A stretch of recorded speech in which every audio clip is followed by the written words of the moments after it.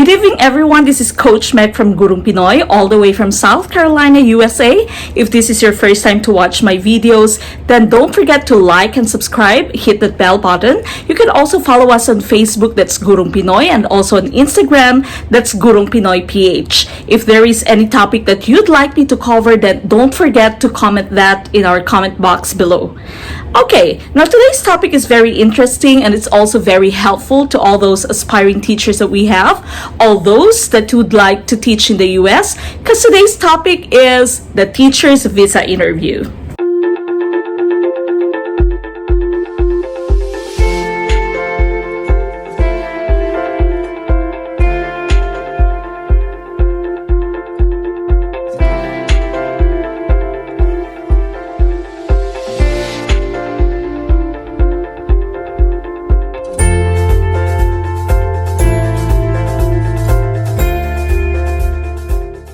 Okay, now the first part that we are going to tackle are all those documents that you need for your visa interview. The first one, of course, would be your valid passport. It should be valid for at least 6 months beyond your intended stay. Secondly, you need one 2x2 picture with white background. So just tell the photographer that you need it for your visa interview.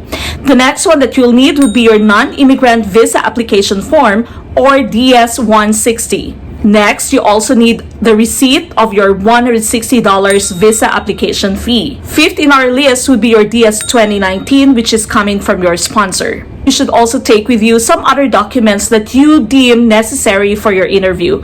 For example, your transcript of records, your diploma, your bank book, registration of cars, and income tax returns.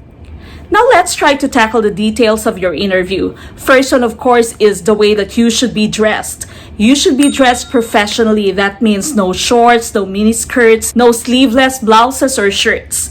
You should be dressed appropriately for your interview. You can wear suits, you can wear a necktie for men. If you intend to do so, then that's fine. As long as you appear professional, you look like a professional teacher, then that would be awesome.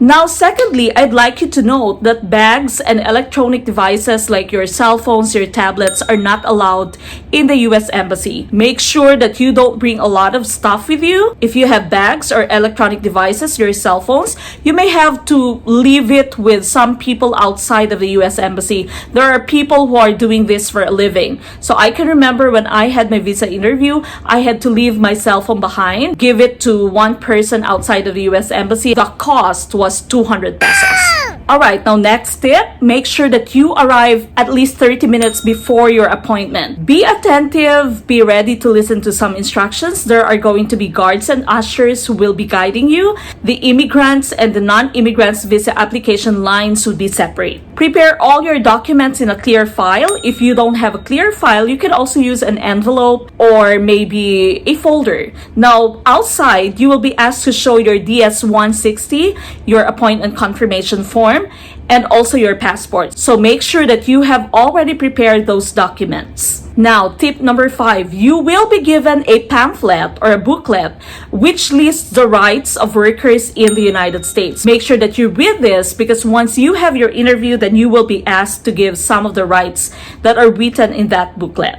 Now, once you are inside the compound, you will be asked to wait outside of the building. Do not waste this time. Use it to review all your documents and to go through your stuff. Okay, so if you feel very nervous, then just relax, calm down. It would also be very helpful if you can pray. Okay, next, you will be ushered inside as a group and you are going through some metal detectors. So again, as a reminder, do not bring your gadgets with you. Now, the first person who is in charge of you will check your data.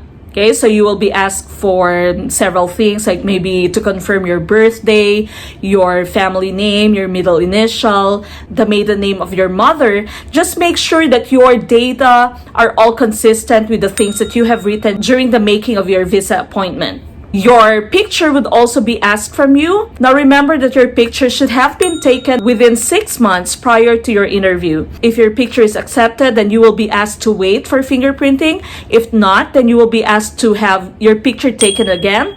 There is going to be a photographer outside the building where they conduct the interviews. Okay, so you'll be asked to go out and have your picture taken again. It's a waste of time. It's of course a waste of money. So make sure that your picture is valid for your visa application. Now the next step is for you to have your fingerprints taken. This is a very easy step. So just relax and smile while you go through it. Then the next step is going to be the longest wait of your life. You will be asked to form lines and you are going to be assigned to different consuls.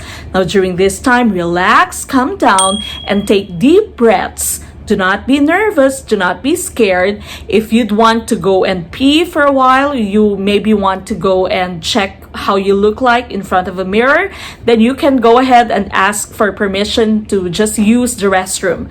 Then after that, just be back in your line and pray that you won't be assigned to one of the strict consuls that they have. And before you know it, it is your turn for the interview. Now, what are some of the questions that the consul might ask?